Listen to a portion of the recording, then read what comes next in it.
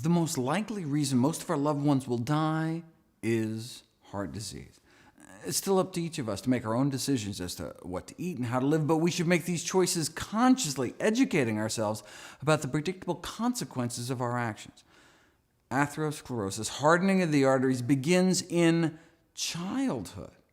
By age 10, the arteries of nearly all kids raised on the standard American diet already have fatty streaks, the first stage of the disease. Then, the plaques start forming in our 20s, get worse in our 30s, and then can start killing us off. In our heart, it's called a heart attack. In our brain, it can manifest as a stroke.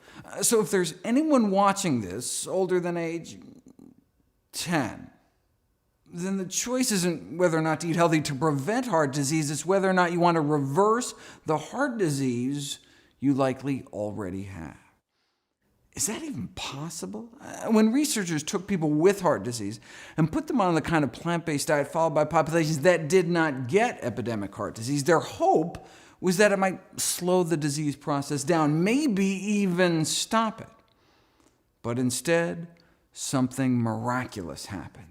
The disease started to reverse, to get better. As soon as patients stopped eating artery-clogging diets, their bodies were able to start dissolving some of the plaque away, opening up arteries without drugs, without surgery, suggesting their bodies wanted to heal all along, but were just never given the chance.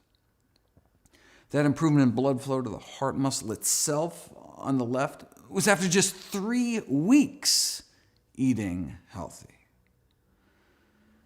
Let me share with you what's been called the best-kept secret in medicine.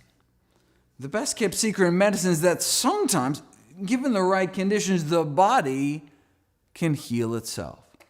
You know, if you whack your shin really hard on a coffee table, you can get all red, hot, painful, swollen, inflamed, but will heal naturally if you just stand back and let your body work its magic.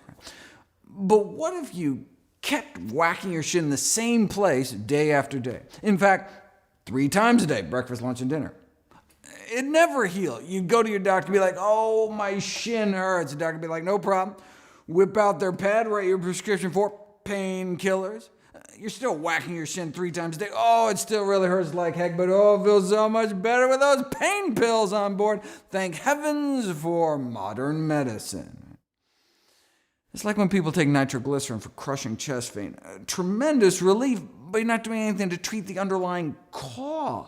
Our body wants to come back to health if we let it, but if we keep re-damaging ourselves 3 times a day, we may never heal. One of the most amazing things I learned in all my medical training was that within about 15 years of stopping smoking, your lung cancer risk approaches that of a lifelong non-smoker. Isn't that amazing? Like your lungs can clear out all that tar, and eventually it's almost as if you never started smoking at all. And every morning of our smoking life, that healing process started until wham, our first cigarette of the day, re-injuring our lungs with every puff, just like we can re-injure our arteries with every bite, when all we had to do all along, the miracle cure, is just stand back, get out of the way, stop re-damaging ourselves, and let our body's natural healing processes bring us back towards health. The human body is a self-healing machine. Sure, you could choose moderation, hit yourself with a smaller hammer, but why beat yourself up at all? I don't tell my smoking patients to cut down to half pack a day. I tell them to quit. Sure, half pack is better than 2 packs a day, but we should try to only put healthy things in our mouths.